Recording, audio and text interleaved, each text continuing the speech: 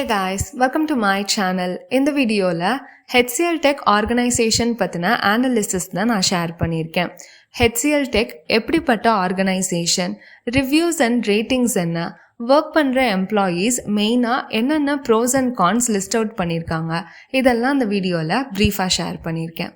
HCL Tech 1991லேருந்து run ஆகிட்டுருக்க global technology company. கிட்டத்தட்ட 220,000 பீப்புளுக்கு மேலே வேர்ல்டு வைட் இங்கே ஒர்க் பண்ணுறாங்க. AI, கிளவுட், இன்ஜினியரிங், டிஜிட்டல் மாதிரி டெக்னாலஜிஸில் சர்வீசஸ் ப்ரொவைட் பண்ணுற சர்வீஸ் பேஸ்டு ஆர்கனைசேஷன். இந்தியாவில் இருக்கிற நொய்டா தான் ஹெட் குவார்ட்டர்ஸ்.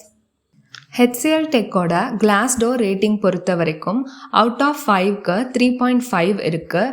இந்த ரேட்டிங்ஸ் கேட்டகிரிஸாக பார்த்தோம்னா கல்ச்சர் அண்ட் வேல்யூஸ்க்கு 3.4ம், ஈக்குவாலிட்டி, டைவர்சிட்டி அண்ட் இன்க்ளூஷனுக்கு 3.5ம், ஒர்க் லைஃப் பேலன்ஸ்க்கு 3.5ம், சீனியர் மேனேஜ்மெண்ட்க்கு 3.1ம், காம்பன்சேஷன் அண்ட் பெனிஃபிட்ஸ்க்கு 2.9ம், கெரியர் ஆப்பர்ச்சுனிட்டிஸ்க்கு 3.4ம் இருக்குது.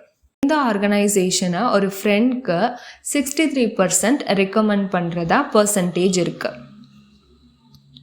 டோட்டலாக 48,000+ ரிவ்யூஸ் இருக்குது. இந்த ரிவ்யூஸில் ஜென்ரலாக என்ன pros and cons list out பண்ணுறாங்கன்னா, ப்ரோஸ் பொறுத்த வரைக்கும் work life balance, job security, work culture நல்லா இருக்குன்னு மென்ஷன் பண்ணியிருக்காங்க. கான்ஸ் பொறுத்த வரைக்கும் எம்ப்ளாயியோட சேலரி கம்மியாக இருக்கணும், மேனேஜ்மெண்ட்க்கும் எம்ப்ளாயிக்கும் உள்ள கம்யூனிகேஷன் கேப் அதிகமாக இருக்கணும் மென்ஷன் பண்ணியிருக்காங்க.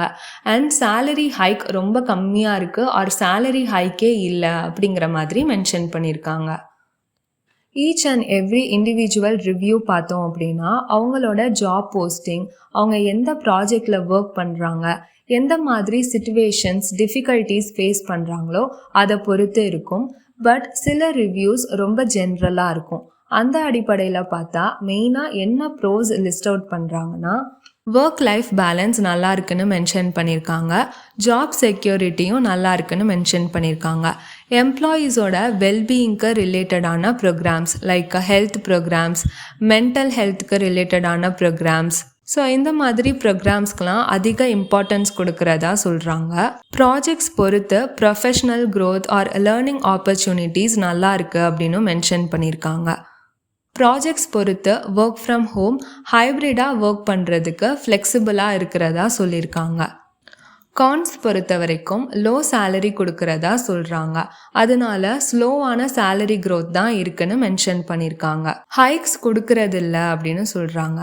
அப்படியே ஹைக்ஸ் கொடுத்தாலும் அது லிமிட்டடாக இருக்குது, இல்லைனா டிலேடாக இருக்குன்னு மென்ஷன் பண்ணியிருக்காங்க.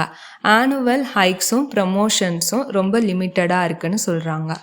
இப்போ இருக்கிற எல்லா MNC அண்ட் எல்லா ஃபர்ம்ஸ்லையுமே வேரியபிள் பே தான் மெயின் இஷ்யூ சேலரின்னு வரும்போது. ஸோ சேலரி டிடக்ஷனில் வேரியபிள் பே இஷ்யூ இருக்கிறது மென்ஷன் பண்ணியிருக்காங்க.